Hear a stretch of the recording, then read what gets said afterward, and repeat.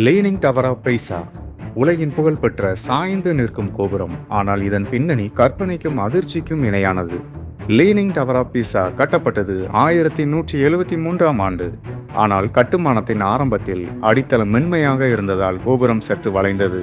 கட்டுமானம் துவங்கிய சில ஆண்டுகளில் அடித்தளம் நிலை கொள்ளாமல் சாய்வு ஏற்பட்டது.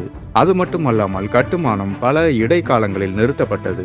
கட்டுமானம் ஆரம்பிக்கப்பட்டது 1173ஆம் ஆண்டு. 1178ஆம் ஆண்டில் ஏற்பட்ட போரின் காரணமாக நிறுத்தப்பட்டது. அதன் பிறகு 1272ஆம் ஆண்டு தொடங்கப்பட்டு 1392ஆம் ஆண்டு முடிக்கப்பட்டது. மென்மையான மணல் அடித்தளமும் கட்டுமானத்தின் எடை அதிகமாகவும் இருந்ததினால் கோபுரம் அரை அடி சாய்வு அடைந்தது. சுமார் 5.6 டிகிரி வரைக்கும் சாய்வு ஏற்பட்டது. 20ஆம் நூற்றாண்டின் ஆரம்பத்தில் சாய்வு தொடர்ந்து அதிகரித்தது. 5.5 டிகிரியில் இருந்து 5.8 டிகிரி வரை சாய்ந்தது. இதன் காரணமாக கோபுரம் இடிந்து விழும் அபாயம் ஏற்பட்டது. 1990ஆம் ஆண்டு கோபுரத்தை சரி செய்யும் பணி தொடங்கியது. இன்ஜினியர்கள் புதிய வழிமுறைகளை செயல்படுத்தினர்.